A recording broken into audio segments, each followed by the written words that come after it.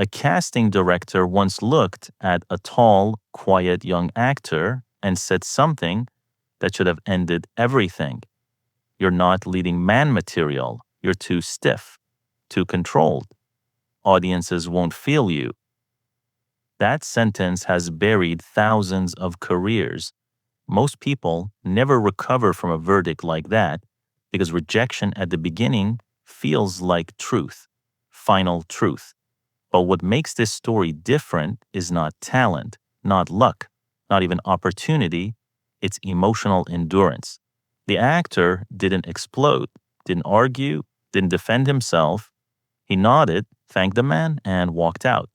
No drama, no scene, just a decision, silent and internal, to keep going anyway. Decades later, that same too stiff actor would become one of the most respected figures in American film, not because he changed his personality, but because he understood how to turn restraint into power. Today, you know him as Clint Eastwood, but this is not a fame story. This is a discipline story, a late bloom dominant story. And as you listen, you'll improve your English through emotional storytelling, high value vocabulary, and natural narrative rhythm. So listen carefully, because this isn't just biography. This is a strategy. Clint Eastwood was born in 1930, right into the pressure of the Great Depression. America was hurting. Families were unstable. Jobs disappeared overnight. People didn't talk about dreams. They talked about survival. His family moved often chasing work. That kind of childhood creates two types of people, complainers and adapters. He became an adapter. He learned early not to expect comfort, not to expect applause, just to keep functioning. That trait later became his signature presence on a screen. Calm under pressure, minimal reaction, maximum control. He wasn't a standout student, not top grades, not theatrical, not socially dominant. Nothing about his early profile screamed future icon. He worked physical jobs, manual labor, utility roles. He served in the military. Life looked practical, not cinematic. Acting wasn't destiny. It was an opening he stepped into almost experimentally. And when he started, the results were unimpressive.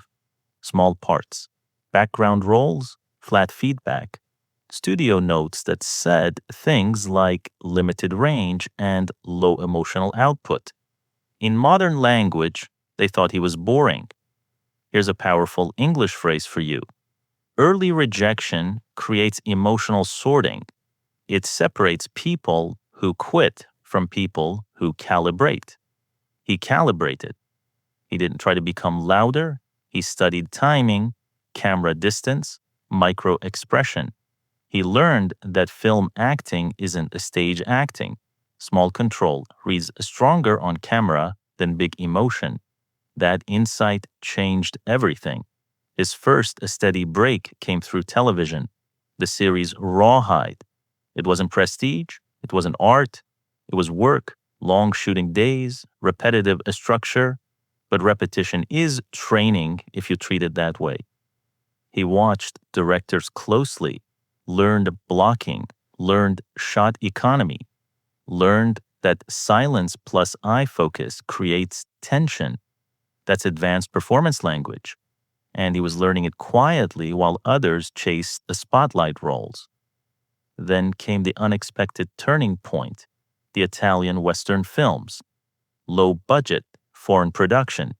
Industry didn't take them seriously, but he accepted the role others passed on. The character barely talked, minimal lines, heavy presence, controlled reaction, slow burn intensity. When those films released, audiences connected instantly, especially older viewers, because the character felt emotionally grounded, not theatrical. Strength without noise resonates deeply with mature audiences. Success arrived, but acceptance did not fully follow. Hollywood still treated him as limited, typecast, replaceable. That's where the second strategic decision happened. He shifted from waiting for authority to building authority. He moved into directing. Studios were skeptical. Actor-directors fail often. But he approached directing like engineering: efficient sets, minimal takes, respect for crew time, clarity of instruction, no chaos, no ego storms. Crews loved working with him because predictability reduces stress. Stress reduction increases performance. That's a leadership principle and also useful English vocabulary. Predictability builds a trust. His directing style matched his personality: understated, emotionally precise, never over-explained. He trusted actors. He trusted pauses. He trusted subtext. That's rare. Many directors over-controlled. He under-controlled, strategically. Then came films that redefined his reputation, stories built around moral weight, consequence, aging, regret, responsibility. Themes older audiences recognize intimately, not fantasy, not noise, reality with emotional gravity. That's why retention is high among 50-plus viewers, because lived experience increases narrative connection. Here's another English listening phrase: earned authority feels different than declared authority. His authority felt earned. He didn't chase trends. He didn't beg relevance. He built substance, and substance ages well. Critics later asked how he stayed productive while others burned out. His answer was simple and now famous: I never wait for motivation, I work. That's a high-value English sentence: short, direct, powerful. Notice the structure: no decoration, just action. He kept directing major film into his 70s and 80s. That level of late career output is extremely rare. Longevity at that level requires emotional regulation, schedule discipline, and ego control. He had all three. Older audiences trust creators who don't panic. He never panicked. And here's the emotional hook beneath the biography: he was told he lacked what success requires. Instead of changing identity, he refined discipline. That's the deeper lesson. Because loud success attracts attention. Quiet mastery keeps it. And we're only halfway through their story, because the most important phase of his career came after the industry thought he'd already peaked. What most people misunderstand about long careers is this: the most dangerous period is not the beginning, it's the middle. Early struggle is visible, late success is celebrated.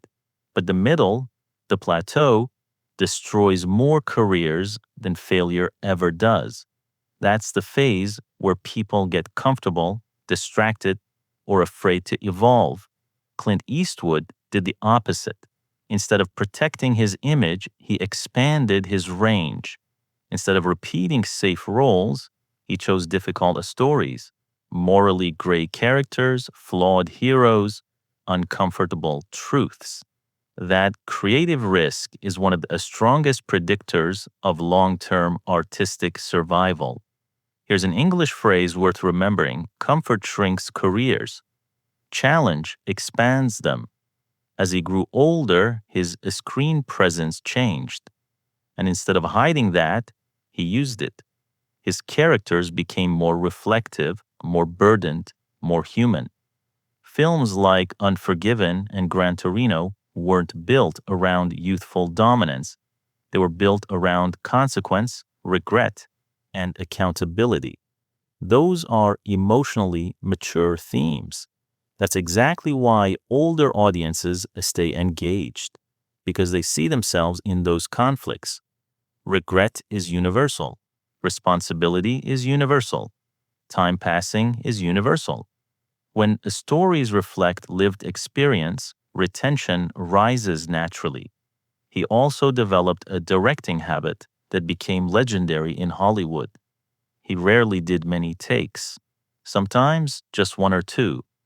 not because he rushed, but because he believed over repetition kills authenticity. First reactions are honest reactions. That philosophy shaped performances into something raw and believable. That's another powerful English storytelling concept. Authentic beats perfect. His crews often described his sets as calm, efficient, almost quiet.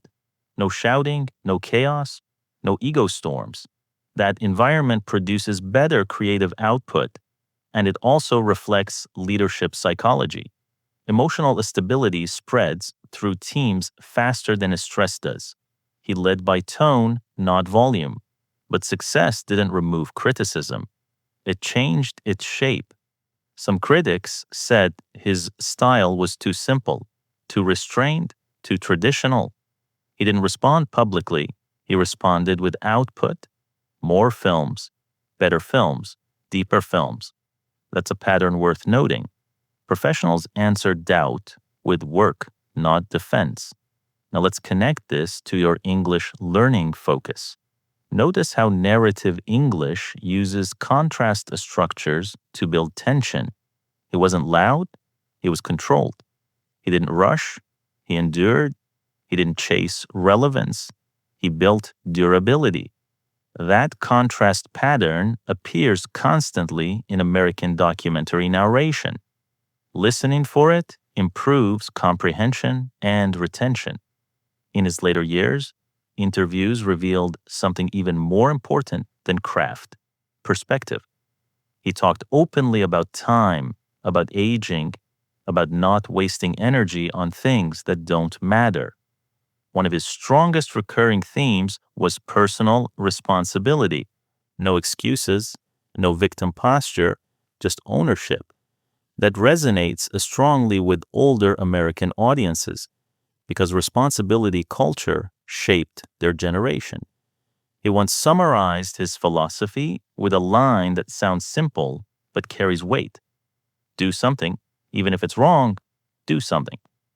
That's action bias, movement over paralysis. In English vocabulary, we call that decisive behavior under uncertainty. And here's the emotional layer that holds the entire story together. He never needed to dominate attention to command respect. Presence is not noise. Authority is not volume. Strength is not aggression. Those distinctions matter in storytelling and in life. When you study long careers across industries, film, business, leadership, you find the same repeated traits: emotional control, disciplined routine, low drama, high consistency. Eastwood became a case study in that model without ever branding himself as one. Older viewers often say they trust figures like him more than flashy stars. Why? Because predictability builds credibility. Calm builds confidence. Stability builds trust.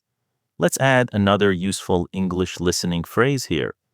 Credibility compounds over time. Just like interest in finance, trust grows when behavior stays consistent. He continued working into advanced age, not because he had to, but because purpose outlived ambition. That's an important difference. Ambition wants achievement. Purpose wants contribution. Contribution lasts longer. And here comes the emotional payoff. Remember the casting director who said he'd never be a leading man? That prediction failed, not because the director was foolish, but because early evaluation often misses long-term character. Short-term assessment cannot measure long-term discipline. This is a powerful psychological lesson. Initial judgment rarely predicts final outcome. For English learners, notice the sentence structure: present truth, stated through universal framing. That's common in motivational documentary language. Clint Eastwood's story isn't built on sudden breakthrough. It's built on controlled persistence, slow dominance, late authority. That's why it holds emotional weight for mature audiences. It validates patience. It validates endurance. It validates staying steady when results are delayed. If you take one lesson from this story, let it be this: dramatic starts are overrated. Durable finishes matter more. He didn't explode into greatness, he built into it quietly, consistently, permanently. And that kind of success, once earned, doesn't fade easily because noise is temporary, but discipline leaves a legacy.